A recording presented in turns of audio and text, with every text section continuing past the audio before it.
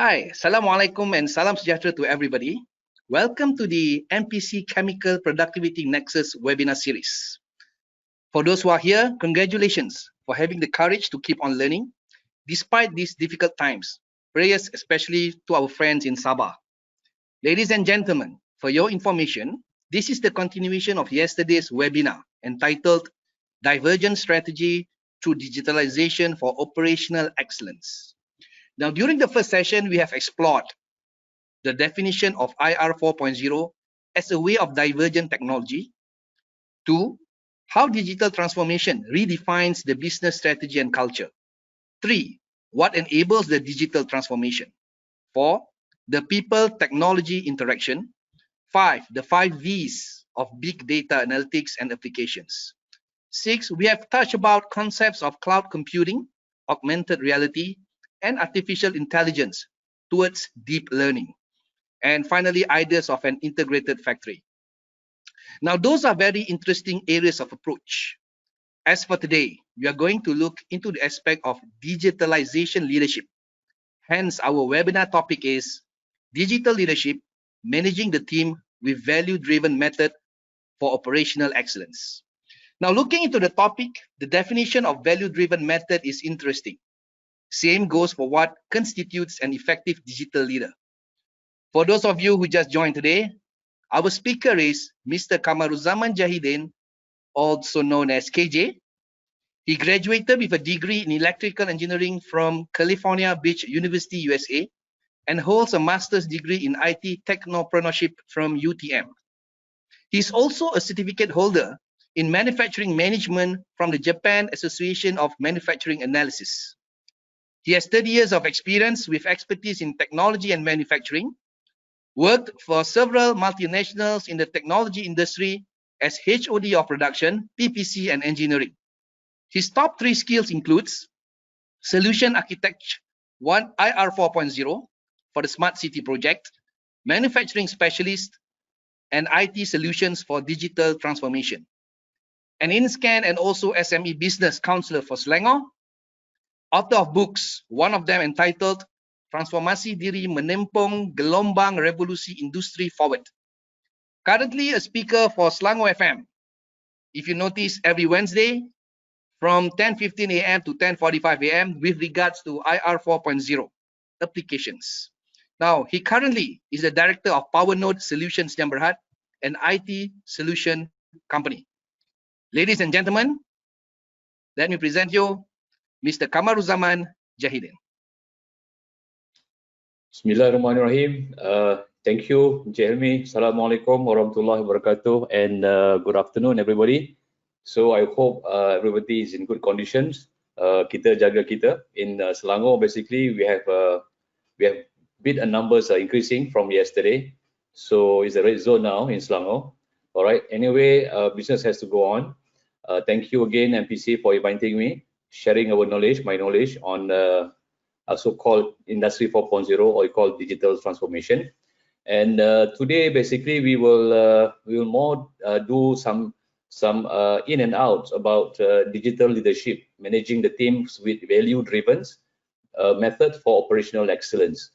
So based on my experience, I was in manufacturing for quite some time, and also in the organizations of corporations. And at the age of 26, I becoming one of the managers in one of the company, a multinational company. So I learned a lot from them, especially in Japanese company. So Japanese, they are very good in terms of do try and error, never give up. All right. So that's why make them more stronger. Like us, normally when we do some experiments, we fail, then we give up. But not for them. So they keep on moving. That's how they learn, basically. So let me share my first slide. Basically, why do some digital transformation efforts succeed and others fail? So what do you think, Mr. Elmi? Wow, this depends on the several factors, and I'm sure that one of it is leadership. Yeah, okay.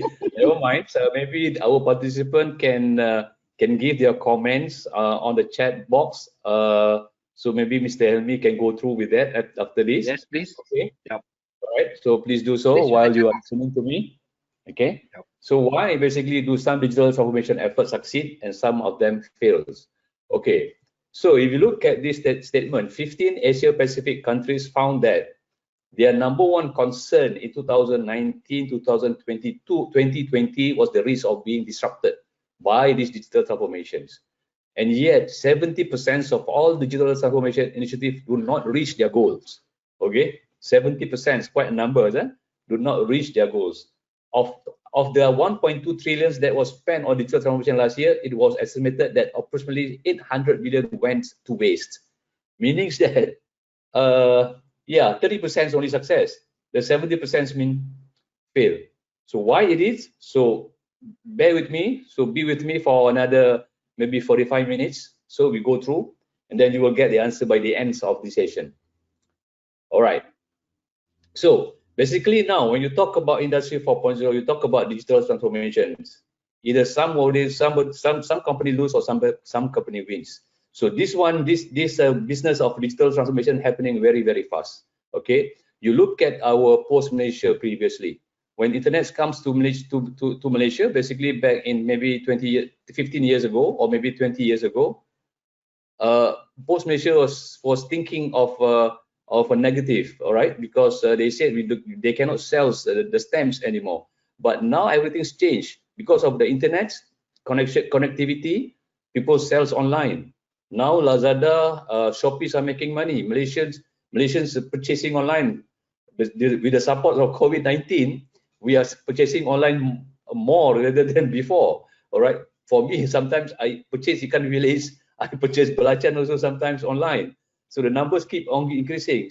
But what about the logistics? So Post Malaysia take the advantage of the logistics. Last year, Post Malaysia clocked at 660 million sales revenues, which is the highest so far. All right. So then when you talk about digital transformation, actually digital transformation is just reinventing our businesses with the supports of technology. All right. So when you look at it, we as organizations or a business, we have to look into what? We have to look into innovations. Okay, we have to look into innovations, and we have to keep on moving by innovation. That's why in the earlier stage, I did mentions about do experiments, do try and error. That's where you learn from making mistake, then you improve from that. For those who actually don't want to do some innovation, they have become history. They will become extinction. All right. So bear with me. Okay. So Mr. KJ, there's one response. There's one response from the audience. Is it because our digital transformation blueprint is not strong? From right. Mr. Nick Faisal and Azhani. Oh, okay. That's one of the reason, because when you talk about roadmap, or maybe the roadmap of one organizations, they are not strong. There will be some issues on that after this. I will explain as well. Okay. All right. So when you talk about digital journey, all right. So we have 3 stages of digital journey. We talk about digitization, we talk about digitalizations, and we talk about digital transformation. So when we move around, what is digitization? That is where actually we are transferring from analog to analogs to digital. For example, like your production reports. For example, like now PKPB. So I want to go outside of Selangor area. I have to go to the police stations to fill up the form. Why can't I just fill in the form online? All right. So when the time I arrive, or maybe approval also will be online as well. So when the approval online, then once approval online, the system will give us a QR code generally. Okay. So the QR code will be used when I go out. So this is what we call digitalization, and also move to digital transformation. So digitalization is that you make use of what we have done from analog to digital. That's where you share your information with other departments, and also you share with the information with certain people that in your organizations. And then when you talk about digital transformation, there is where all the elements, all the pillars of technology industry 4.0, your innovative ideas, your business ideas are blend together in this digital transformation, and finally you make your total organization become digital transformation. Okay, so that's a bit about digital transformation. And then when you talk about what are the benefits, they are the benefits. Number one, you are engaging the customers. Number two, you empower the employees. Number three, we talk about optimization of the operations. And number four, you talk about transform products. Okay, when you talk about engage customers, how do you want to engage your customers? Because I said just now, if either one of us, if we don't really so-called embrace industry 4.0, or sorry, embrace in technology, then we are left behind. Okay, so this is very, very crucial for us now, because our competitors now in Malaysia are very, very close to ourselves, which is our neighbor. Singapore, you talk about Singapore, they are far ahead. Okay, they are number 2 in the world in terms of innovative country. Just close. I think Cik Helmi is very close to Singapore. Cik Helmi, yeah. Yeah, face recognition now. It's a hot topic over there, especially for the banks and the airports. Yeah, all right. So they are number 2 innovative country in the world so far. So what about Malaysia? We have a lot of resources. We have a lot of people as compared to Singapore, but yet we are far behind from them. Okay. So how do we engage customers? Because our competitors are very, very close to us. Indonesia, Vietnam, Thailand, and Philippines are coming in. All right. And lately, I believe that everybody knows Bangladesh is one of the country that have a lot of IT literate, which is 660,000 people which are IT literate, and then they are doing some businesses based on IT, and they can do anything online. So in fact, India also cannot beat them in terms of numbers. So this is another revamps, or maybe another huge so-called revamps of economics, and then some of them have even moved into millionaire because of the IT businesses. And then you talk about empower employees. So you don't really put people to put reports every day. So with the digitalizations, with the helps of technology, the systems or the IoTs or the sensors, everything has been given to us basically in terms of real-time data, and also optimize operations. When you look at the spot area, which are not the good parts and which are the bad part, and then that's where we look into it, and then we do deeper analysis on it, that we find the solution. And finally, you've got about transformations of the product, so we can do innovation a lot of the products. Okay, so when you talk about digital transformation, redefining business strategy, so that's why I focus. Yesterday I've been talking about this as well. So we talk about leaderships, we talk about ideas, we talk about teamwork, we talk about planning, we talk about actions. So today we talk about leaderships. Okay, so what about leadership? So what is digital leadership? Digital leadership is a robots who are actually handling the productions, or something else, or maybe Sophia doing robot Sophia who's doing some monitorings on the production floor.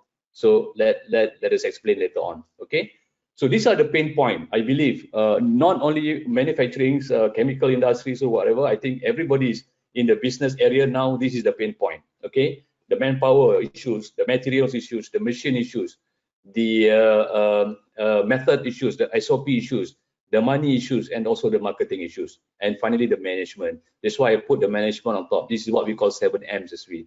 So when you go further on it, we have problems in labor intensive due to COVID-19. Most of the productions, or maybe most of the organizations, having problems with the labor intensive. Why? Because we cannot go to work, and sometimes we are being blocked to go to work because of COVID-19. And then during my time, we have a lot of attendance issues. So first, when I do diagnostic to the factory, what I do basically, I just check the attendance list. Okay, if I find the attendance list is only 80%, then I really understand that this company is having problems. Okay, in terms of production output. Is this a blessing in disguise for the attendance problem? Yes. All right. So these are some of the issues that JLB. Okay, when I talk about these 3 issues because of labor issues, because we are basically in Malaysia, I would say that most of us are rely on labor intensive. So it's not because of foreign workers, but the process are not being improved. We have been running these processes for a long time ago. So I do a SPPE project with NPC, and I find that this is what the pain points that they are facing. Okay, and then you talk about dangerous, the difficulties. We don't want any accidents happen in the manufacturing or maybe in the any organizations.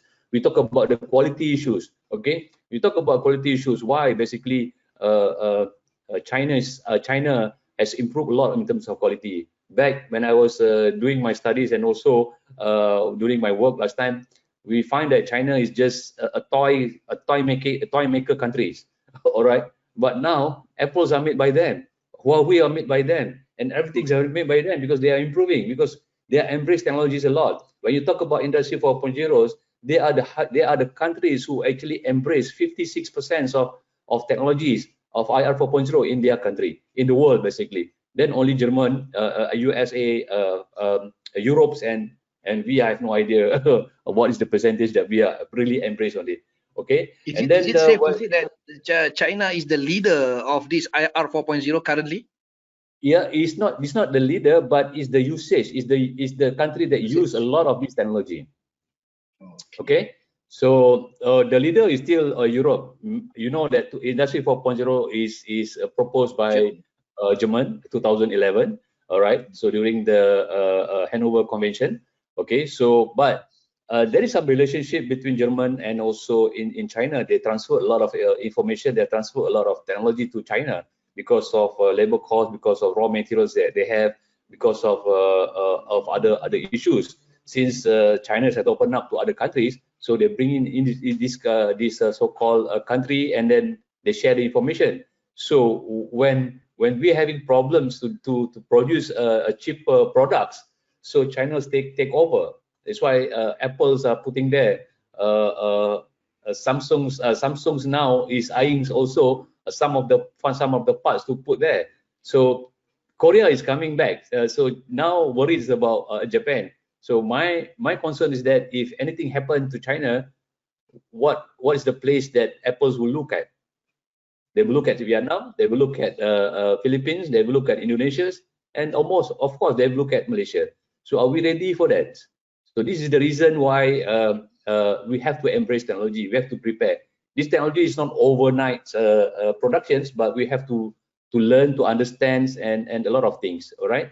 So let me actually explain how actually productions or maybe a services workflow has been done. So the first step is we have to do design. All right. So at this design stage, we have two sessions. One is product design, and one also is process design. So when you talk about product design, that's where the R&D, all right? So how we want to have this product looks like, feels like, and what the customer engagement looks like. That's why Toyota is doing pull and push system. Sorry. So when they pull information from the customer or from the clients, and then they design the products, and then they push this design to the productions, and then the production will do the productions, and then so when the production output is there, so that's why you can see Avanza was a top selling car previously, because of they follow the designs of, they follow the requirements of the customer. All right, then you go for process design. So among these design, the first stage is design, second stage is procurement. So what actually is procurement? That is where you procure the manpower, you procure the materials, you procure the machines, and you procure your method or maybe your quality issues. And then the third one is, that's where you do productions. So this is the hard part. This is the hard part, the productions, because you want to maintain the good quality products, you want to maintain the cost-effective products, and you want to maintain on-time delivery products. So these are the big issues now. That's where I believe I left productions for quite some time. So when NPCs gave me these projects for SPP, I go back to the manufacturing. I'm hoping that the total scenario of manufacturing in Malaysia changed, but sadly says they are the same back in 20 years. So now I'll be helping those SNP under me to change their mindset, to do a lot of digitizations to improve their process. So I will share one of the projects that I will be doing with them later on. So with this, basically, what we have, and then you have the products. And then finally, you have what? You have the efficiencies ready. You are putting high quality of the products. You are putting online on-time delivery, and you're reducing your cost. This is where we have to study how to produce a product with the cost reductions. Okay, maybe sometimes people think, JLM, sometimes people think that to invest on the digitalizations, they will incur cost. But you study the ROI, you study the return of investment on this matter. All right. So there's where we bring up the productivity. This is where MPC's job function is to bring up our productivity up to the level in the countries that is in the par together with Singapore, together with other countries as well. So that's where we can bring in our investors from other countries back to Malaysia. Okay, so this is Mr. what you KJ, talk about. a question about this production, right? Now, currently, companies, they have machineries, facilities that they are utilizing to ensure that the product meets the requirements of the customers. And some of the machineries or facilities has been around, I think, for the past 3 decades, 2 decades. Yeah. And some of the machineries are bought from the developed countries. And you can see some as long as to the date of the First or Second World War, and the machineries are still working. So how do we balance? How do we balance between the needs of technology or digitalization with the current facilities or assets that they have? Okay, so a good question, Jeremy. I was in the company of doing printings, so I saw the machines stated 1960s. In the machines, so it's 1960s. There was an old machines, but for them, these machines are very, very powerful and very, very so-called effective. So how do we actually help them to digitize the machines? So what we do is that we recommend a PCB board, means the IoT sensors. All right, there is no analog, there is no counter, nothing at all on that particular machines. They count by hand. Okay, so what we do is that we install some IoT products with the sensors that detect the outputs of the printing materials. So this output will be sent to the cloud and then pushed back to them to get the real-time data. So we are actually retrofit the machines, not actually we sell. I mean, not you really sold off the machines. Maybe keep the machine out, but we actually doing some things on that.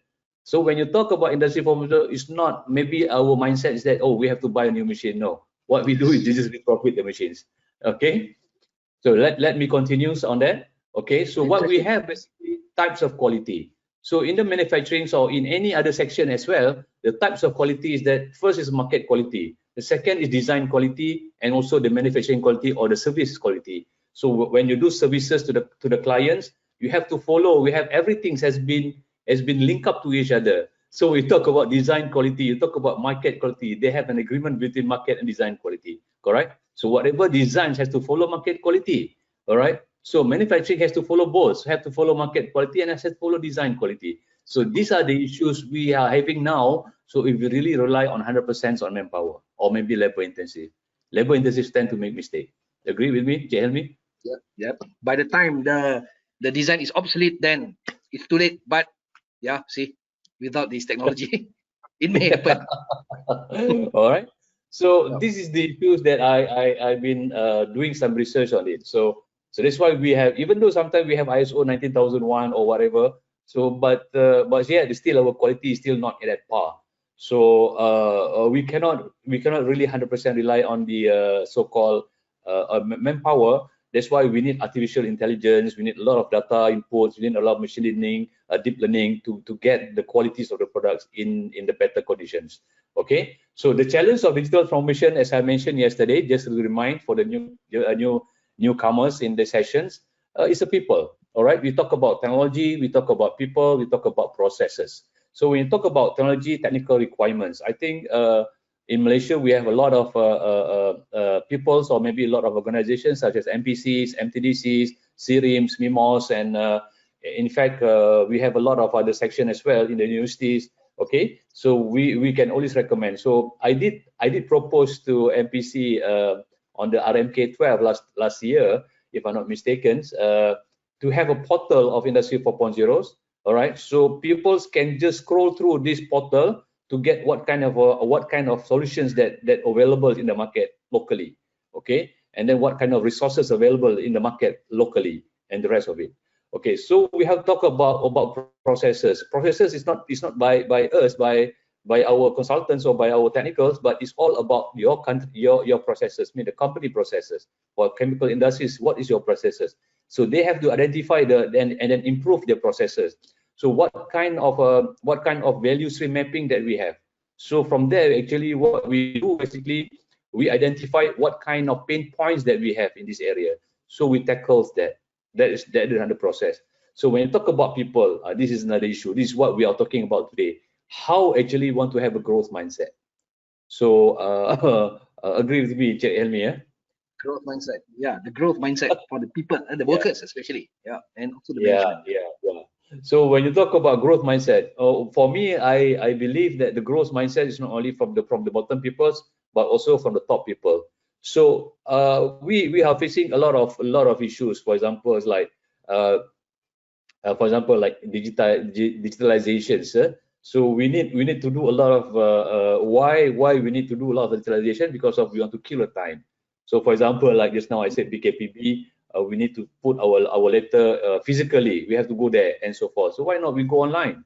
So maybe the mindsets of the people's, we don't know how to use computers. We don't know how to use that, or maybe the lines are slow. I think this is what we need to switch our mindset 360 degrees. Okay, overturn, and to go for digitalizations. All right. So today we are talking more about this growth mindset.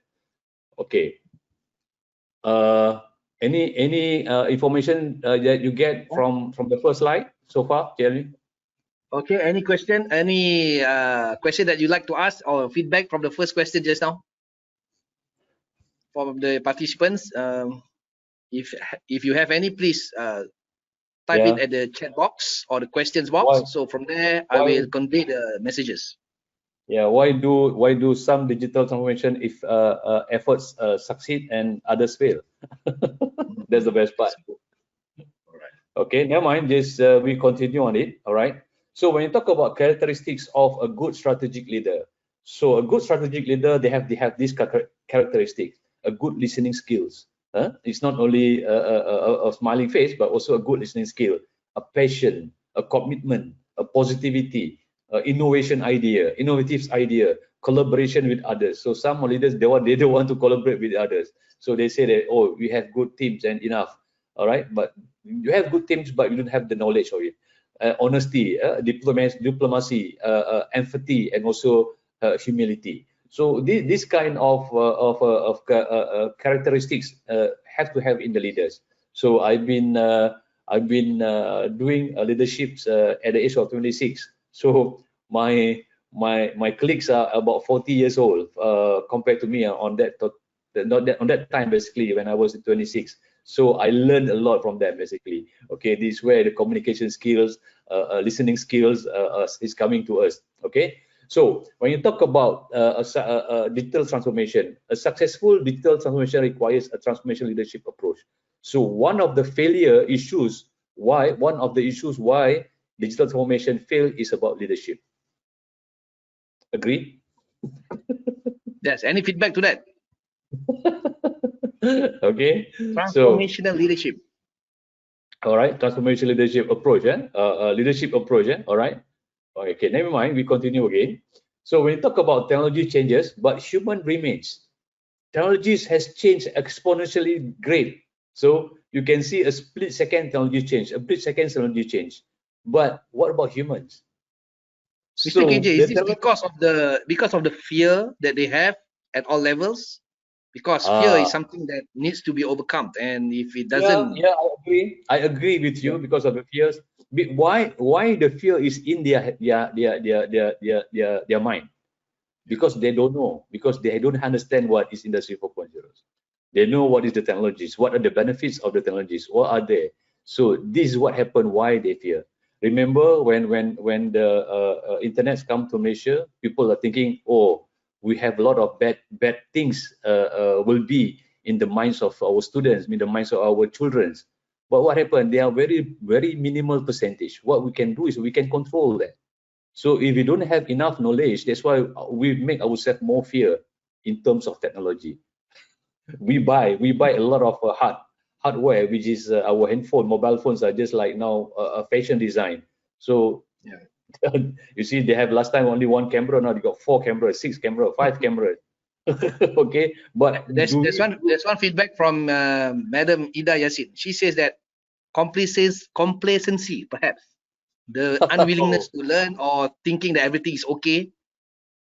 Yeah, that's one Why of the need to reasons. change when it ain't broke? Yeah, things like that. Yeah, yeah, I agree with her. Is one of the reason the complacent, okay, because that's why organizations in the great organizations, when the seniors are there, they are complacent. They don't want to change. That's why I said the growth mindset has to be in. in their organizations. All right. So when you talk about technology changes, but the human remains, these humans are actually left behind. Okay, and then we have spent millions of dollars in terms of technologies, but we forgot to develop the leaders to actually embrace the technology. So this one you also agree with me, I believe. Yeah. All right. So this is one of the reasons why I put this digital leadership into the actions. I won't go more on the technical parts. I would like to have explicit knowledge and implicit knowledge to be balanced. You see, when you have a knowledge society, a balance in terms of technology, in terms of supply and demands, that's where the ecosystem of Industry 4.0 will happen. So now Industry 4.0 ecosystem doesn't happen because only technologies people talk about technologies. What about the demand part? What about the people who demand the technology? They are the user. They should know the so-called the benefits of the technology. So when they know the benefit of technology and they know how the technology works, then the technology people will develop for them. So you see, now in Malaysia, these are the problems. So I've been doing a lot of knowledge sharings about this as well. So this is back to Industry 1.0, 2.0, 3.0, and 4.0. So where do you think we are actually, Helmi? First revolution, I think we have overcome that. We are still at the second and third, perhaps. Okay. Yes. All right. Any So feedback from the participants? Yeah. Where are we yeah, now? maybe we need to ask the participants what are the levels of we now? Are we in the 1.0, 2.0, 3.0, or maybe 4.0? When you talk about Please Japanese, respond to that. Japanese are already 5.0. Yes, Yes. participants, can you please respond your answers? Where are we now? At which level? 1, 2, 3, or 4? Some says, Fatin Shahira says we are at 2. Ida Yassin says we are at 3. Faisal Abdurrahman says that we are at 2.5. There is even an Okay. intermediate between that. Zarina All says right. 3. Nick Faisal says 2. Suppose at 4. So that is suppose, meaning to say that it would be the target from what Aisha. Okay, a good response from the participant. Thank you again. So when you talk about where we are, basically, if you ask me, I would say about 2.7, 2.5, maybe. All right. So some because of the majority. So in fact, Malaysians has also go on fourth, but these are the organizations that are big. For example, like those who are doing automotive, or those who are doing aerospace, those who are doing high-end products. So they have been gone to four. Okay. So but majority of us in the SMEs, which is we have about 980,000 SMEs, we are at the levels of 2.7, maybe touch 3 a bit. Okay. So why we need to move this level into 3 or maybe to 4? Okay, so when you look about 1, 2, and 3, you look at doing things right. So we are doing things right. Kita buat kerja betul. Alright, from the 1, 2, and 3. But when we talk about 4, doing the right things, kita buat kerja betul dengan cara yang betul. So that's why that is where the technology industry 4.0 is talking about, to improve our quality, to increase our capacity, to improve our productivity, and also to upgrade our efficiency. So with the help of Industry 4.0, we can do a lot of things with that. So we are worried that the numbers of population in Malaysia now at 32.6 million. So when we go at 2050 or 2024, at 2040, our population will increase at 46.7 million. So are we ready for that? To supply or any things? And we've been importing food processing products from other countries at 20.8 billion last 2018. So why not we do it in our local people, in our Malaysia? So we can have a lot of creations of job available on that time. So, but we have to embrace technology, but not actually technology is killing the peoples. No, we have to work together with the technology. This is what I meant. Okay, so when you talk about what is Industry 4.0, it's talk about digitalizations of data and info exchange through advanced technology, which is I will explain what that technology is. And then they are real-time data. So sometimes they are not real-time data because of our connectivity, and these are collaborated through cyber-physical system. So what are the cyber-physical system? So cyber-physical system, I'm giving you this chart so that everybody can understand very well. So it's about cyber-physical system, and the middle you see is data. So why data is very important? So last time people say cash is king, but now I say data is king. So again, so The when new you talk gold, the about new gold, huh? The new the gold is new data. oil, some people say the new oil of the digital revolution now is data. Okay, so that's why if you don't protect your data, that's why scammers are coming in and a lot of things. So maybe I will in the next session I will share how to manage your cybersecurity issues. Okay, so when you talk about cyber physical system, we talk about communication. 3C is very simple understanding: communication, control, and computation. You talk about communications, how you use internets, how you use or lines, how you use Wi-Fi, how you use 6.4, everything on the embedded devices network monitoring. And when we talk about control, that's why you need sensors. That's why you need so-called IoT devices that are connected to the sensors and then push the information to the cloud. That's why you need communications. And when you have the data ready, that's why you need computations. So the computation is where actually your data analytics comes in. So this is where you need to understand and analyze the data. As a leader, you must know and how to protect your data and also analyze the data. So for example, I'm giving you a very good example now. You see one whole stretch like this. So when you talk about Industry 4.0's technology, they call it 11 pillars. In Malaysia, they call it 11 pillars because of industry forward, right?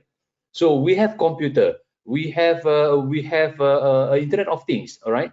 We have big data analytics, we have augmented reality, we have cyber security, we have cloud, we have a lot of things on 11 pillars. Additive material, additive manufacturing, advanced material, and artificial intelligence.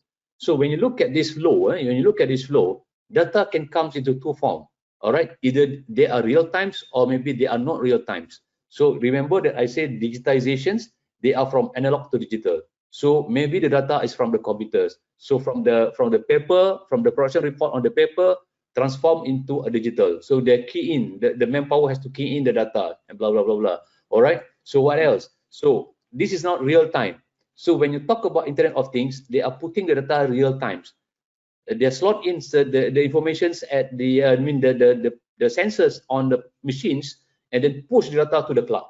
Okay. So for example, now on the computer, so you are keying the data and then share to the cloud. Maybe you are using Google Clouds or using any other clouds, any other forms of cloud you're using. So this data has been transformed into analytics. So from the analytics data that we have, there is where the leaders have to make decision out of the data. All right. So this is where the leaders have to make out of the data. So whether you want to go or not to go. All right. So some of the data is being kept and then it's been used to do a lot of machine learnings, to do a lot of so-called deep learnings. There is where we find that artificial intelligence happenings on that time. Artificial intelligence cannot be there without data. Remember, so from there, basically, when they have become this artificial intelligence, these artificial intelligence informations will be transformed into autonomous robot. So last time we talked about robot is just a robot. They can just do a lot of things. But now when you talk about autonomous robot, they have cameras in the robot.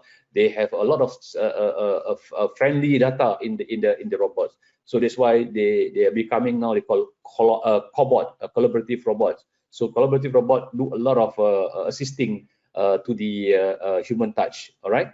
So this is the Sir, flow. from the chemical production perspective, when you say just now the data that we collect manually versus data which is real time, what is the All right. expected percentage of improvement that a company can experience from that transformation? Okay. Of course, they depends on what kind of process that you are doing. Okay, so the data that's been put into a cloud, which is coming from internet, is a real-time data. So when the real-time data, I mean that you are running a productions. Okay, you are running a productions that giving output 1,000 box or 1,000 drums a day, for example. All right. So if anything happens on the production floor, so the data has to be real because you have to keep the 1,000. So this is the reason why they create the Internet of Things, to give us immediate data and also immediate decision making.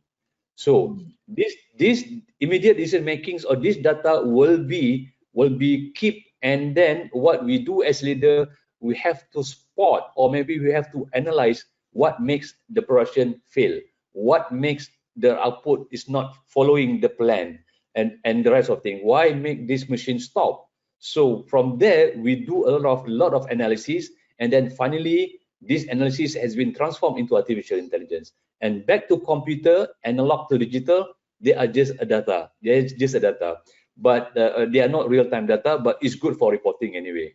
Okay, but then yet you have to do a lot of analysis. So our failure now is that we don't really do on analysis of the data. We do collect the data. I will share you the so-called the slide. I mean, the survey that we did yesterday. Remember, Helmi, Yes, sir. yesterday? Yeah, we did. So the survey was done 22nd of October yesterday. So do you aware of Industry 4.0? And 75% say yes, and 25% says no. We have a numbers of people, they are 25%, and majority of them say yes. Do you implement Industry Revolution 4.0 technology at your company? And surprisingly, 75% says yes, and then 25% says no, right? So you look at it now. In your opinions, what will be the challenge in implementing Industry 4.0 at your company? Number one says, 50% says not enough skilled workers. I agree with them, Asad. And then 25% says difficult to identify process, and 25% says technology know-how. This is another issues, all right? So when you talk about number 5, what are you familiar with pivot table, data analytic tables, Power BI, and so forth, software? And 75% says no. This is amazing. This is something that I have to really study in details. All right. And do you think utilizing the data will lead you to a better decision as a leader? So 100% says yes. Okay. So when you look at this now, as a number 2, and this is number 2, do you implement Industry 4.0? Yes. But when you talk about the usage of the data, no. So in this case, I was wondering what kinds of understanding of Industry 4.0 in that organizations.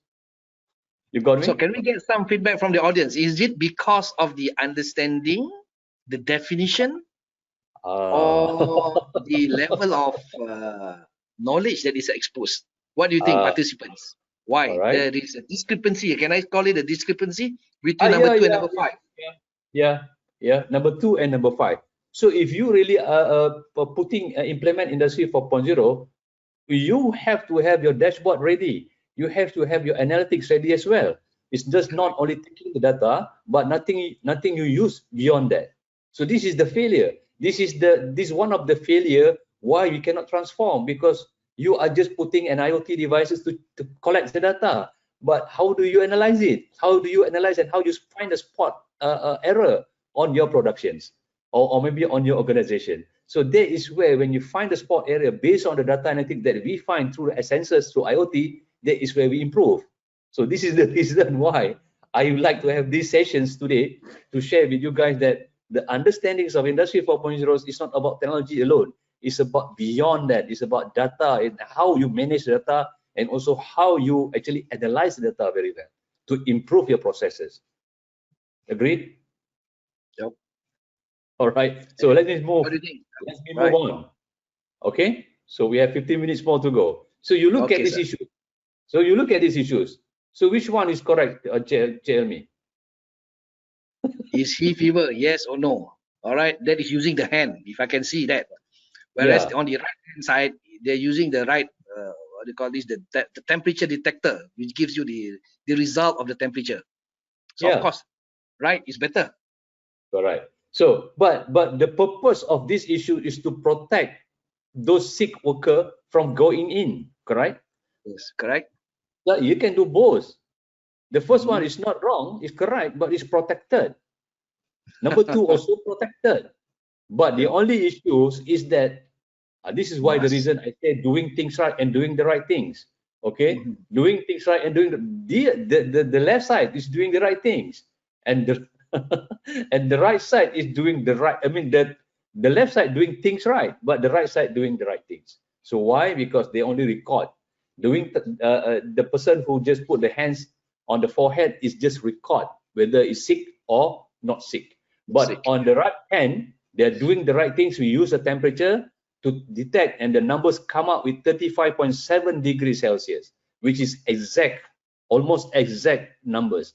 So you know that Smile Sejahtera said if somebody reached at 37.5 degrees Celsius, they are considered having a high fever. So we put them aside.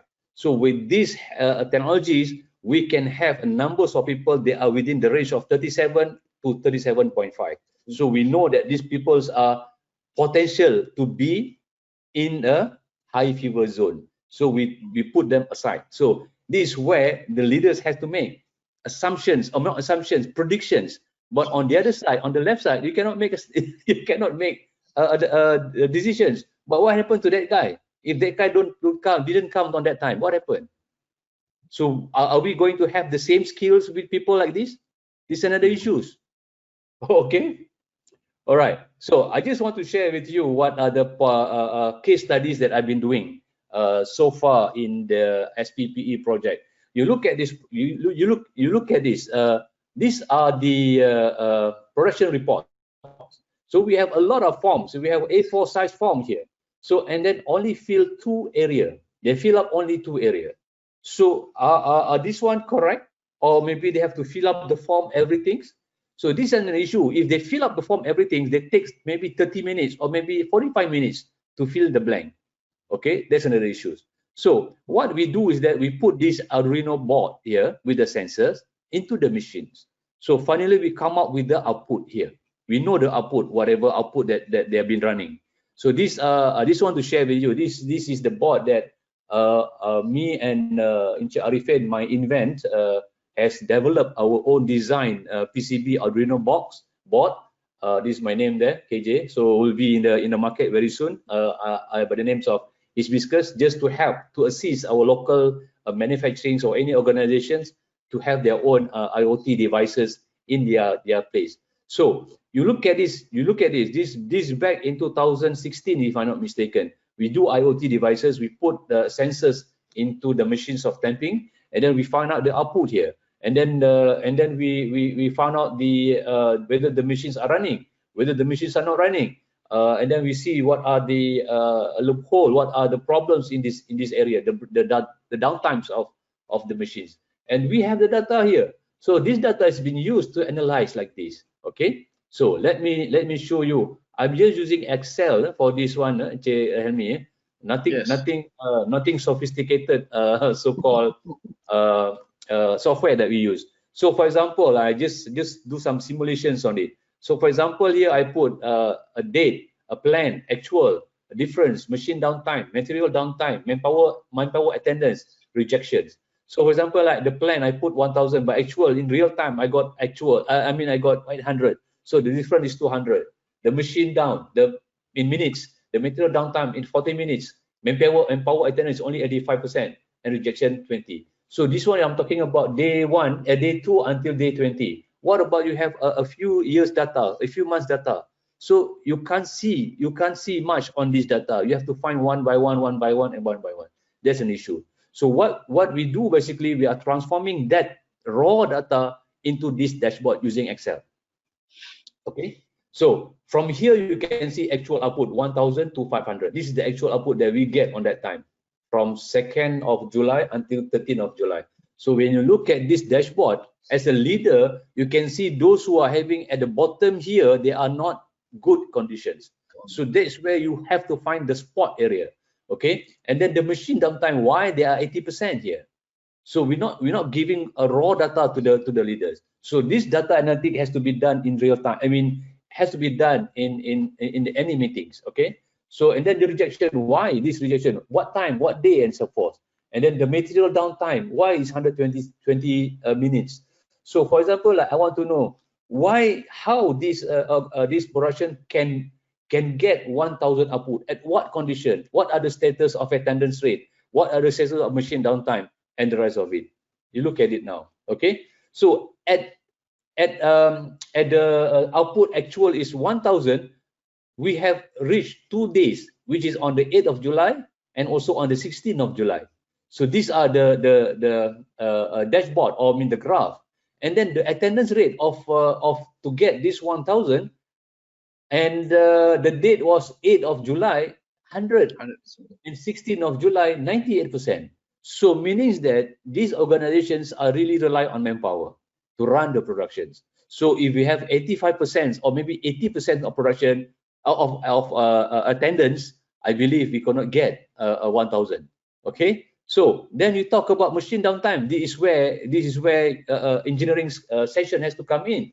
So at any time, if you want to reach 1,000 output, we need to have at least below 10 minutes of machine downtimes, and same goes to material downtime, and same goes to a rejection rate of 12 unit.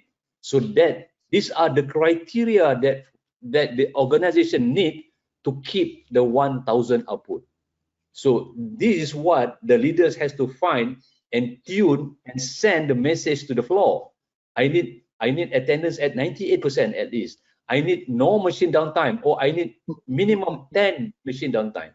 Otherwise, we've been quarreling in the production floor. We have been quarreling in the organization just to play with this. I was In other words, experienced. there's no crystal ball. There's no crystal ball for anybody just to predict what is going to happen or what happened. Yeah. So this is clear. This is clear cut. I'm giving you, and this is done by Excel. Nothing much. But the only thing is not real time. Is digitization. Is from analog to digital. Okay. So this is what I mean, helping my projects under SPPE to assist them on getting this projection. So again, goes like, I need to know what the 900 output. How come I can get 900 output? These are the reason. You see, these are the reason why. So my machine downtime 30 minutes. So this is where when we install IoT devices at the machines also, the IoT devices also record the time of the machine. So if the machines are not giving output within 10 minutes or maybe 5 minutes, this all depends on the organization, trigger the alarm or trigger the notifications to the superior, either the supervisors or to the manager's floor or to the MD. Okay, so within 5 minutes there is no response. Okay, and then make havoc alarm. Okay, so because why? Because the maximum downtime that allow to get 1,000 output is 10 minutes. So these are the criteria that leaders have to find rather than quarrel in the meeting. Okay, so I'm giving you a very simple understanding out of that. Okay, so out of that, when we put the IoT devices, we can also see the efficiency of the machine as well. When do we need to do preventive maintenance on the machines? How come this machine having a lot of downtime? What is the speed of the machines? What is the take time of the machines?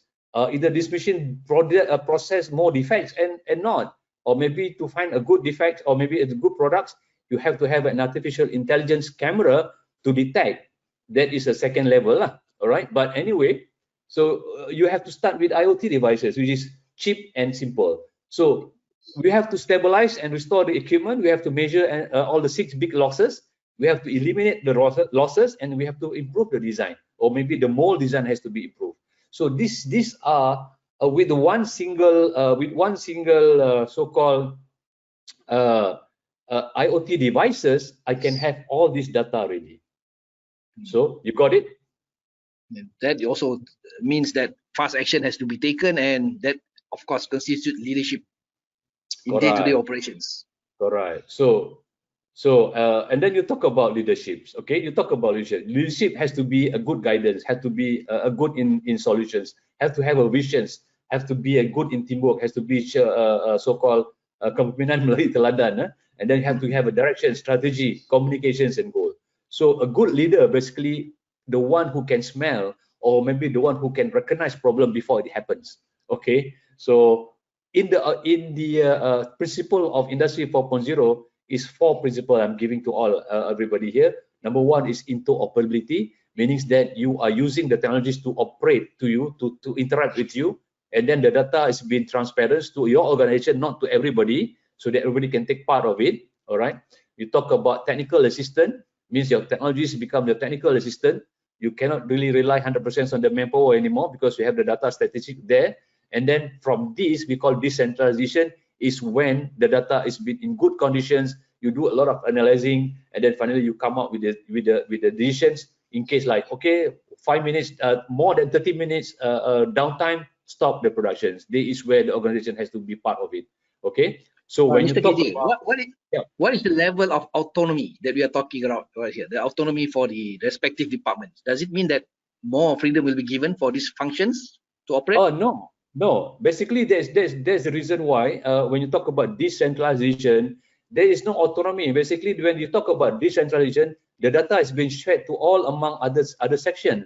So the head of the section will also given ideas and given some of the opinions on what to do with the problems. So from there, basically, the machines has to be programmed to follow the decision has been made in other organization as well. So there's no autonomy. Don't worry about that. Okay. There's one question, sir, from Yeah. Puan Nurul Huda. Now, how Yeah. does bureaucracy come into play in advancement of technology? That's I think that's another area. I think that yeah. What do you think? Okay. So when you talk about bureaucracy in any organization, I think it's everywhere anyway. All right. So that is why my first so-called opinion says just now is about technology, people, and process on the growth mindsets. Okay. So everybody has to be part of it. Not even a single people how to be out of it. Has to be inside of it. Okay. So when you talk about bureaucracies, I think this is the big issues on organizations. And I believe when I was doing a SPPE project in one of the factory, even the MD, the top level, come down and learn with me together. And then now they become very pleased to embrace technology because of the solutions that is very good, because of the price of the technologies that are given is affordable, and number three is of course the effectiveness of the result that they gave. Then they have to move forward on that. Then now they're thinking about how to optimize the machines, and now they're getting about the marketing are getting about how to get more orders, because they are under capacity now because of we have optimized the machines. Not only the orders, but how to respond to even small orders at any time. Yeah. Responsive. Okay. Right. So we talk about digital leaders mean being innovative, being creative, being collaborative, being experimental, being curious, and being able to network. Okay. So that's why the words experimental too means that you have to do a lot of research. You have to do, don't worry about failure of the technologies that you do. I think Microsoft also fails many times. Apple also fails many times, but they rise up back due to the levels of understandings and due to the support of the so-called manpower teamwork as well. Okay, so when you talk about VUCA, you heard about VUCA in JLME? Wow. All right, VUCA. so this is maybe a good terms for everybody. Okay, as a leader, we have to be VUCA. Okay, VUCA means volatility, rate of change. We have to be fluid. We have to be agile on any changes, because now when you talk about digital transformation, people are not willing to change. These are issues. The top management are not willing to change because of just now one of the participants says too complacent with the existing conditions. Okay, and then number two, you talk about uncertainty, unclear about the present. Why? Because they don't have data to make their become confidence enough. When you talk about ambiguity, about lack of clarity, and then you talk about complexity, is about too many issues or too many inputs of the decision factors inside this organization. So that's why we need big data analytics. So the big data analytics will actually explain, or maybe will do a lot of analytic, like descriptive analytic, what happened. We talk about diagnostic analytic, what did it happen, why did it happen. We talk about predictive analytic, what will happen, and the most important thing about prescriptive analytic, how can we make it to not happen again. Okay, so this is the issues of a leader. So the leaders have to be embraced. Again, I mentioned you talk about the leaders has to go on these issues: tactical, strategic, and also culture and delivery strategy. So I think I'm giving you hold on. Okay, I'm giving you these four four types of leaders basically. Okay, four types of leader in these issues: get stuff done. Okay, so these leaders actually, those leaders are actually a short-term focus leader, meaning that we follow the boss. The boss says, today I want 1,000 upward. Then the leader shows, okay, I got the 1,000 upward. All right. And then you talk about talk about a futurist. So these leaders are actually too much on leaders or too much on future. They talk about technology, they are well, but they don't implement it. They just know about technologies, but they don't really understand what this technologies is all about. When you talk about friend of team, this is where the leaders have to find a moral support to the team and giving a lot of moral support to the team. And the most important thing is utopian. Okay, so this kind of so-called this kind of leaders we are looking for, and these people, these leaders are actually focusing on how to sustain the organizations, how to sustain the organization based on the current environment. So now we talk about current environments, talk about digital transformation. So these leaders has to be at very fluid, very not rigid, very so-called aware of the environments to the level of understanding in digital transformation.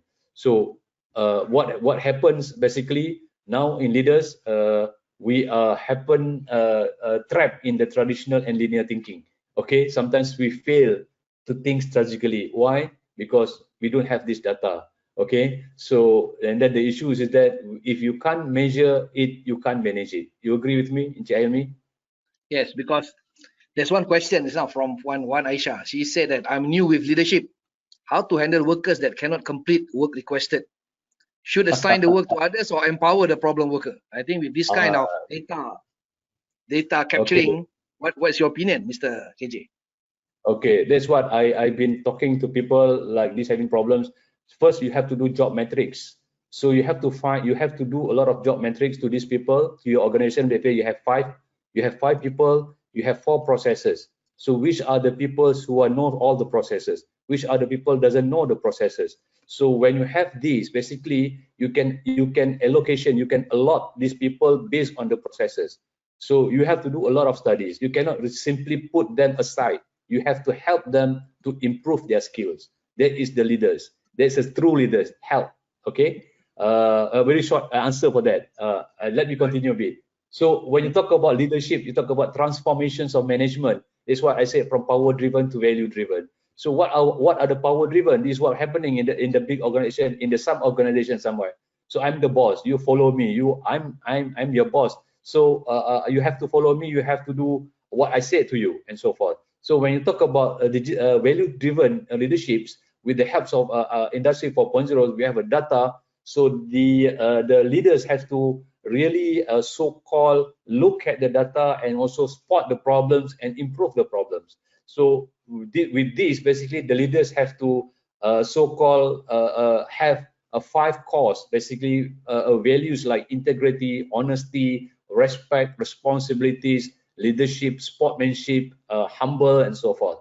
So with these helps of Industry 4.0, so from controlling the people, we actually empowering the people. That is what we need to do in terms of us with the support of technology Industry 4.0. Okay, so I'm giving you a bit more. Don't mind, Helmi. We have exceed 4 o'clock, but never mind.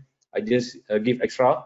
Okay, so if you were to embrace Industry 4.0, these are the issues that you have to look. You build up your capability in digital. Okay, maybe you look at your infrastructures. Maybe on the production line there is no internet connection, but on the office they got. And then you look at your speed of ICT development. If you don't have, if you are small, maybe you don't have ICT, or maybe you don't have IT officers. So maybe you need the support from other vendors outside. That's where you need to collaborate with them. When you talk about data, so you have to identify which data is valuable and which data are not valuable. So any data is valuable for me. If once you are allowed with the manpower, their IC number, their address, their names, everything, they are also a valuable data as well.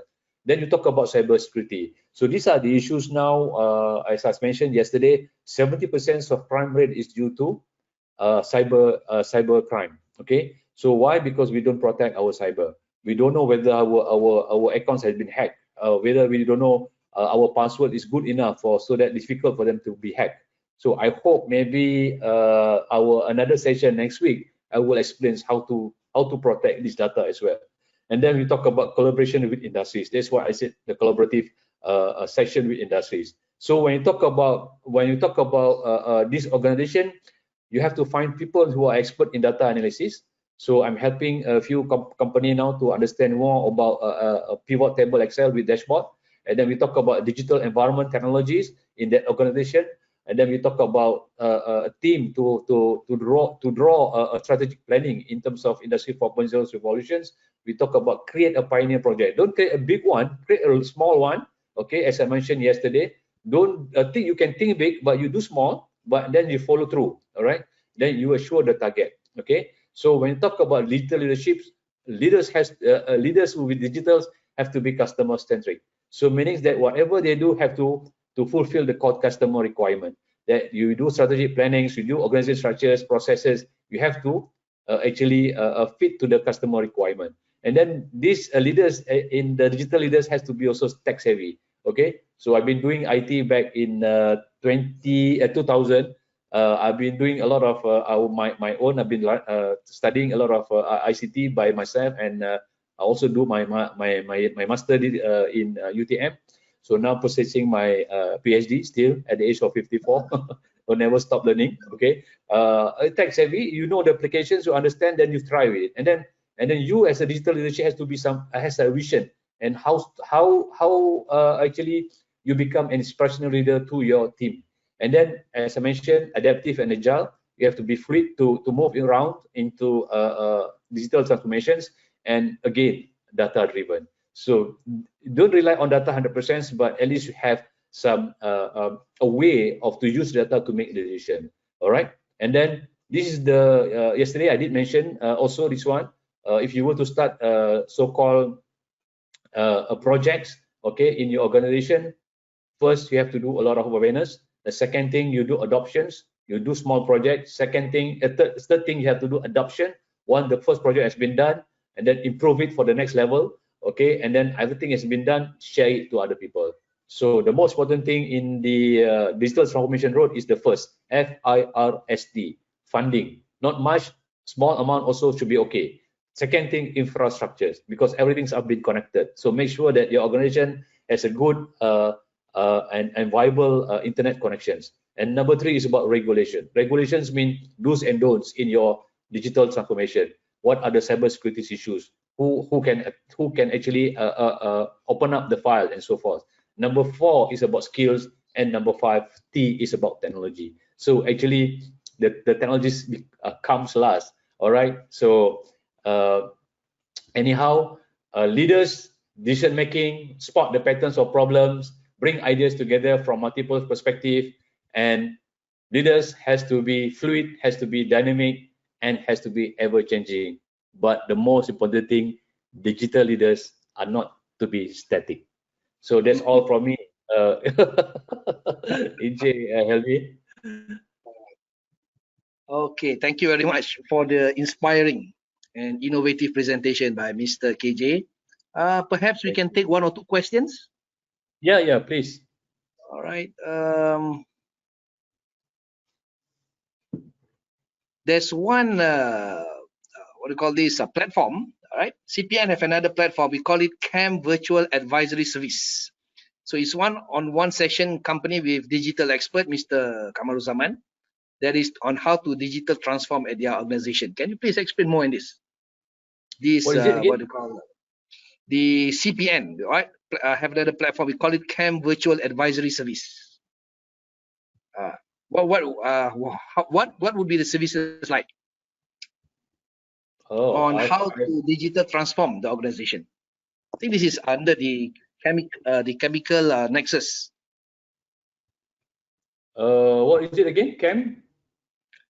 CPN or CAM Virtual Advisory Service. CAM Virtual Advisory Service. It is something that is going to be introduced, right? And maybe it will be worked between MPC and Mr. KJ as the coach, I think. Oh, all right. Any question? Yeah. Okay. Any question that you would like to ask? Any other questions? If you have, or else maybe just drop the emails. All right. So Inche Mazuan. Okay. So I organize. Yeah, I hope the sharing sessions is for you to understand, and hopefully I've been delivering it well to everybody to understand what is digital transformation, what are the pain points that we are facing now, and then what are the move forward on it. So maybe some other times back next week, I'll be talking about Lean IR 4.0, okay, and also a bit about the dashboard and cybersecurity.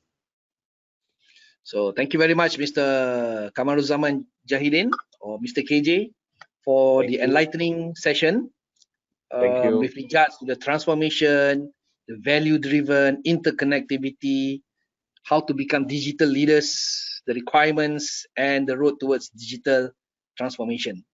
So first things first, as what the roadmap says, right? We have to at least be aware of the changes and Yeah. the transformation and start small, because big things starts from small. So if there's no other question, thank you very much. See you in the next session. Sekian, wabillahi taufiq wal hidayah. Assalamualaikum warahmatullahi wabarakatuh.